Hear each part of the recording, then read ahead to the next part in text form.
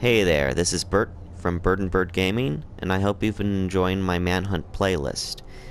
As of now, I've beaten the game, and I have earned enough stars to unlock all of the bonus levels and all of the bonus features, which I'm going to use the runtime of this video to walk you through.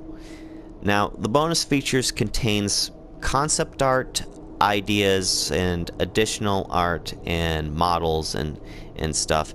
And some of the stuff didn't make it into the game, and some of the stuff also sheds light onto some things in the game. And there's also some other content that I would like to point out. Right now, let's start with this cut enemy here. This enemy was cut from the game. There are like some gains that didn't make it into the final product, and this gain is one of them. They're called the clowns. The clowns are the final in-hunt pack that the player meets and are as extreme as the hunt allows. Laughing and shouting, they pursue runners mainly for the entertainment. Clowns are the most high-ranked pack within the hunt at present due to the barring of the smileys for gross disobedience. Fierce rivalry exists between the two gangs, and although the smileys are regarded as the superior pack, the clowns are not to be laughed at. Sponsor James W. Gacy, head of the city's art galleries and museums. And yes, James W. Gacy is the infamous clown serial killer who would dress up as a clown and lure boys into his house to strangle them with a rope. And he also happened to be a painter, and he paints creepy clown paintings, hence the art galleries and museums reference. Special ability, extremely deadly, but possessing no special talents beyond the fact that they are expert hunters. The clowns often snort amphetamines and other stimulants during a hunt. Whether or not this enhances their performance is debatable. The clowns don't care if this enhances performance or not. They just like the crack of it. Audio? They were supposed to have demented laughter and shouted threats of violence. Overall, a tried and true creepy enemy. Nobody likes clowns. Clowns are scary. They all float down there. But I can also understand why this enemy was cut, because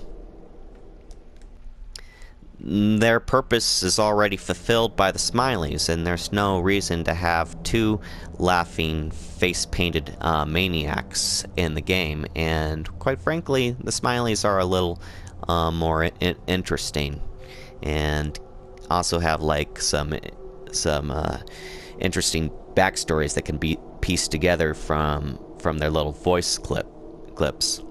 Including that one guy that was always complaining about losing his shoes. It always makes me wonder what kind of trauma that guy went through to become the guy that he became. So, interesting enemy, but understand why it's cut. But it has its place here. So, there's some variants of the clown face paint. They're all pretty cool face paints. The ones I like the most would be the one at the bottom that's like a large gaping mouth design or something like that. Like a giant mouth with teeth. And the one to the bottom right next to it is a Charlie Chaplin design. And I thought that was pretty funny and tongue-in-cheek. The Scarecrow. Formerly the head hunter amongst the Smileys, Kenneth Jesperson was stripped of his mask and rank for being responsible for the Pixie debacle. Now chastised and long past simple derangement, he sleeps rough in the streets of the arenas, desperately hoping to find and kill Pixie to redeem himself in the eyes of the commander and his sponsor. Dressed in rags, he resembles any other derelict until he dons the mask and weapon of his scarecrow persona. Weaponry: Jesperson has a crude yet deadly homemade axe, wielding it with savage intensity. And his audio was, if encountered as a tramp, Jesperson would just make indistinct mumblings and typical drunken rants. However, when transformed into the Scarecrow, his past as a smiley comes to the fore, and he descends into a maniacal tittering and sibilant hissing. So far, I got a lot to say about this enemy, about this cut enemy here. For starters, I think this might have been like an alternate direction for that tramp hobo that we had to escort in that one escorting mission. The one that would wear the green jacket and he had like a long beard or so. And if that was so, then that would have been a pretty cool direction if they put you in a scenario in where you lead them to one place and that place happened to be an ambush and a trap with all the doors locking or something, and he turned out to be this maniacal Scarecrow killer, maybe putting on his mask. I can imagine how fun and frightening that could be. But at the same time, I think he's also supposed to be the head commander of Cerberus, like an alternate design for the head commander of Cerberus, who's supposed to have like bad blood between Pigsy due to the Pigsy debacle, which is referenced in this text. And since they've already solidified that character's design, or so, as you know, just typical Cerberus grunt, they decided to scrap the whole tramp direction altogether. This is just conjecture that I got from reading this, but would be really interesting if it was all true and stuff. So to the right is like a Halloween variant of that Scarecrow costume, the Scarecrow character, and this one has a pumpkin head. So now here's another scrapped gang. Scrapped literally because they're like scrapyard enemies. They're called the Lost. Former rulers of the scrapyard. The Lost's armor provides excellent camouflage and protection at the cost of being heavy and noisy. Their weaponry is gathered from the assorted shit of their environment. Shards of rusty steel, broken piping, etc. No, shit's spelled with an E at the end. And I think that might be due to some of the developers of this game being Scottish or something like that. Anyway, I do find these enemies to be really cool. I really like the street samurai at the right, but you have to admit they don't fit in well with this game's theme, atmosphere, etc. They look a little over the top, a little like urban superhero / supervillain fare. This is like a game where that's about you being chased down by racists, pedophiles, serial killers,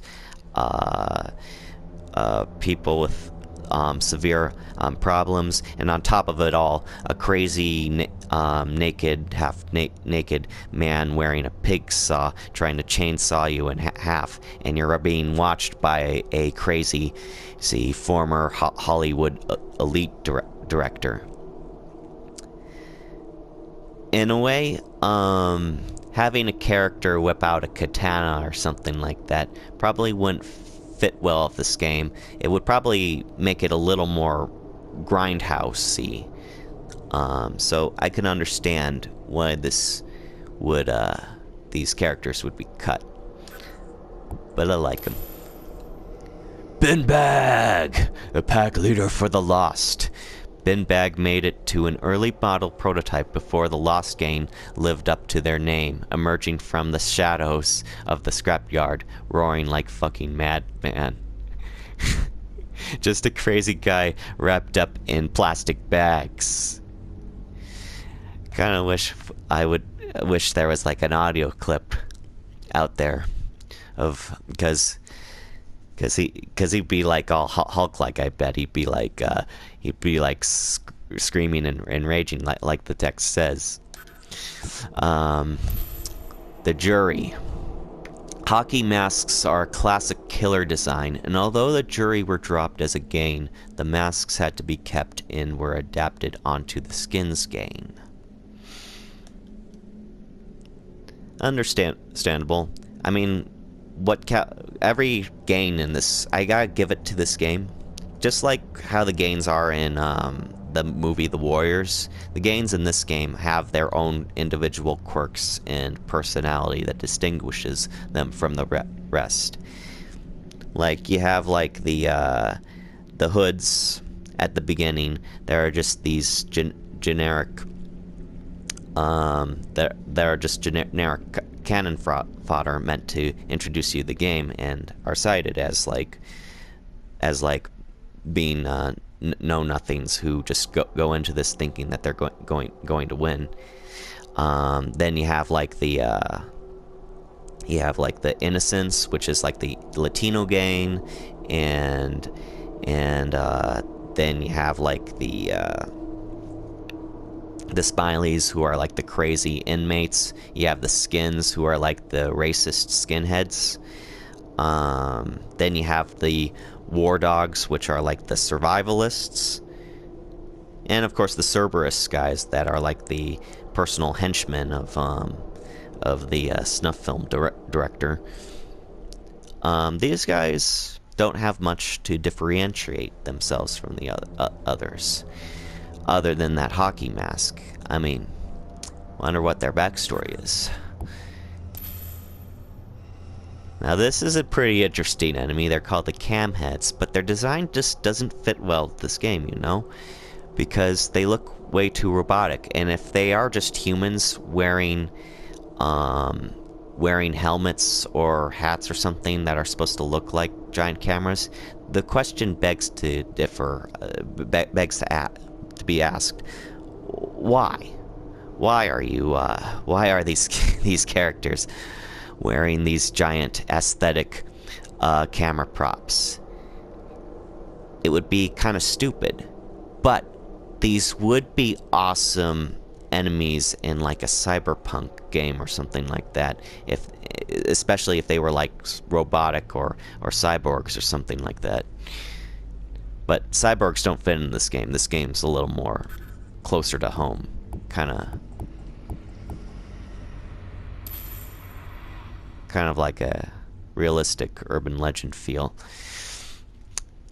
War Dogs. That's the survivalist game. Those are like close-up details of models.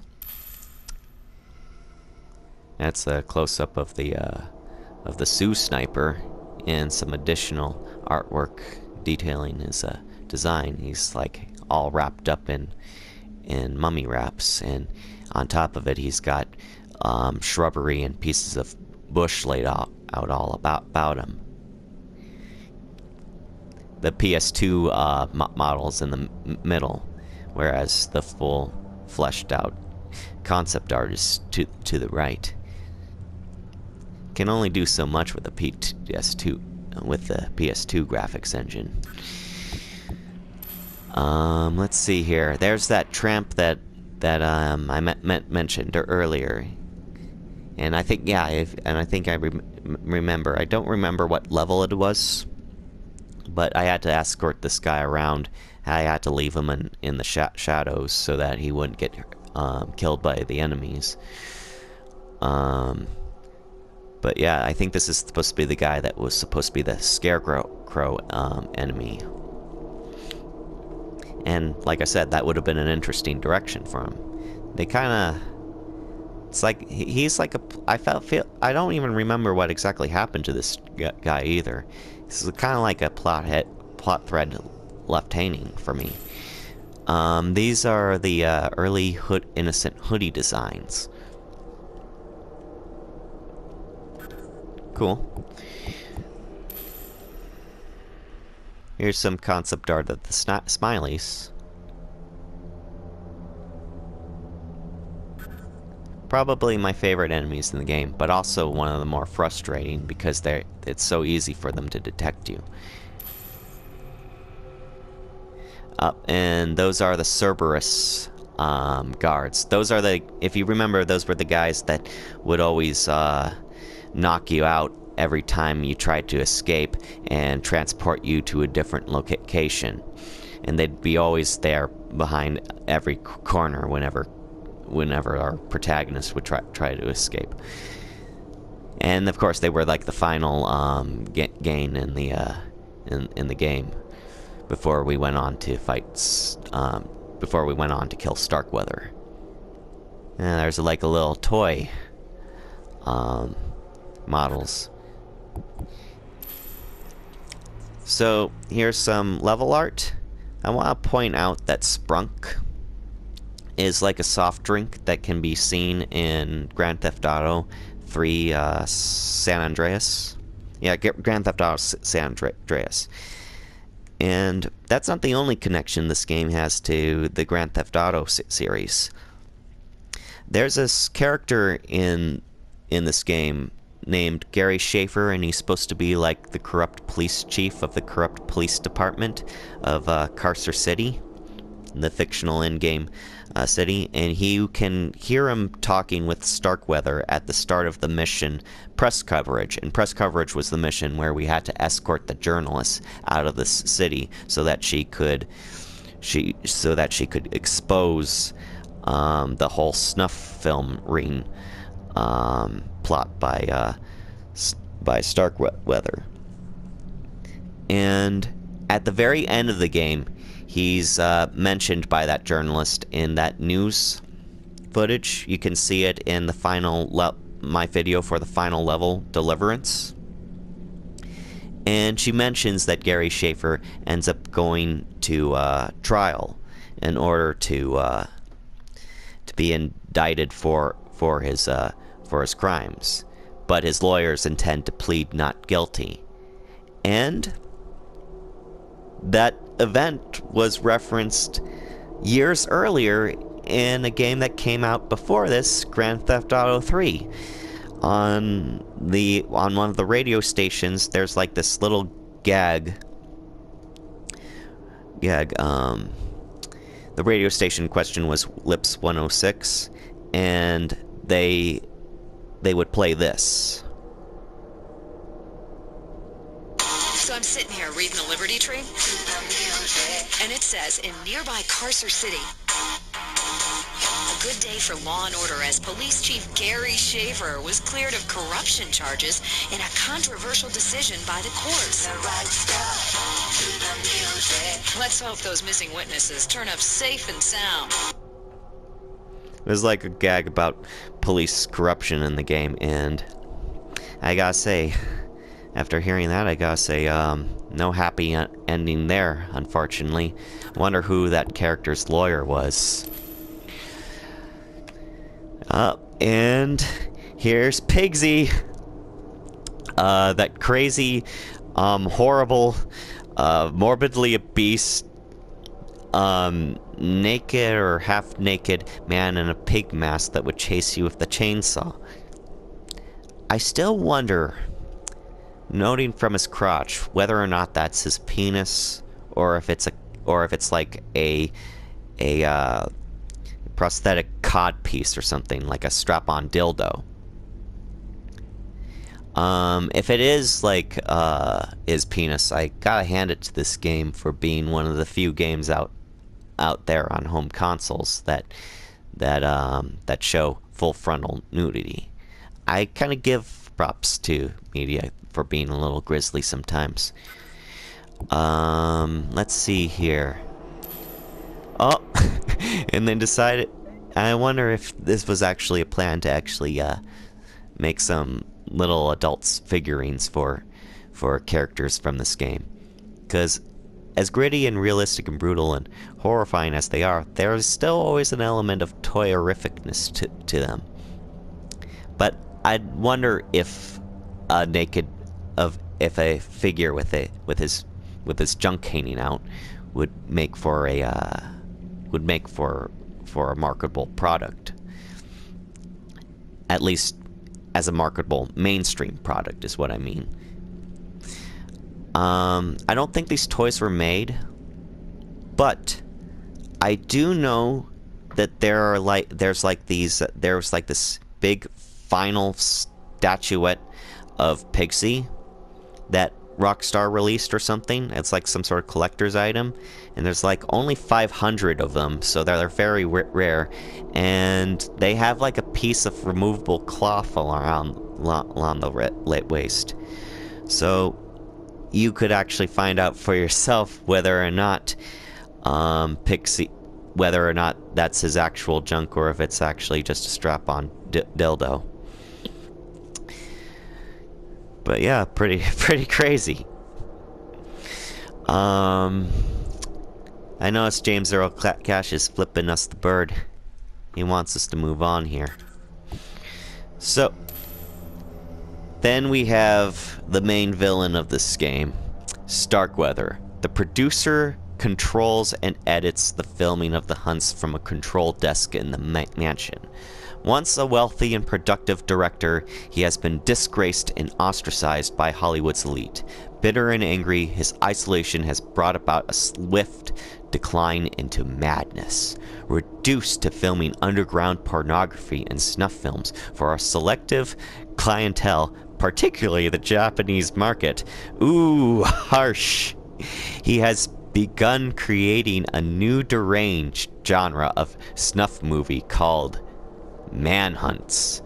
Proving to be extremely lucrative, these films have allowed him to amass enough wealth and power to begin to exact revenge on the producers and moneymen that engineered his downfall. Over the past year, various Hollywood power players have disappeared mysteriously, and all of them become films for Starkweather's private director's cut collection. Throughout the game, he constantly rants against the movie industry and the people who have crossed him.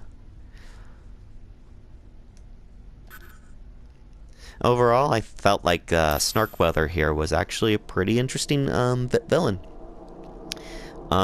Complete with a whole detailed backstory, and also with a coherent explanation for how he managed to make this possible by bribing the police department into making the city streets playgrounds for his snuff films at night.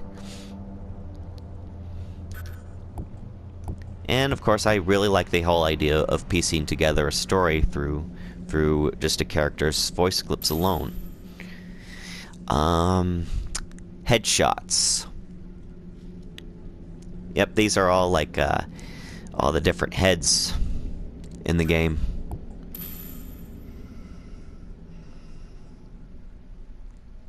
Oh, if you notice at the bottom of the of these concept arts and stuff, there are some button commands. You'll see something like that.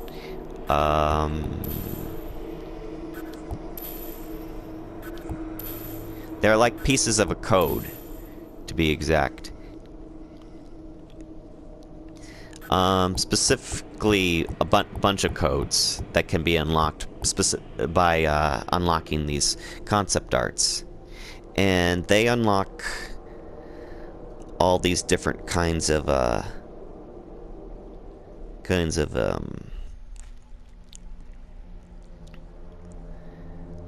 traits in this game. Like you can get infinite running speed. But you can also silence yourself so that you don't make any noise when you're sneaking up on enemies. There's also a code for regeneration. You can also make the hunters' voices sound all squeaky, like they're on helium. Another code gives you all the weapons. Another code makes your punches super powerful. Another code gives you the rabbit suit. Another one gives you the monkey suit. Another one gives you invisibility, so you can't be detected. And of course the pixie skin, which gives you the pixie costume. And all the codes are right here. Anyway, I hope you enjoyed this video.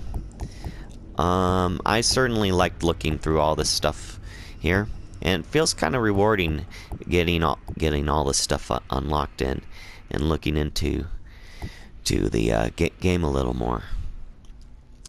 This is Bert from Bird and Birds Gaming. I'm signing out. Have a happy autumn season.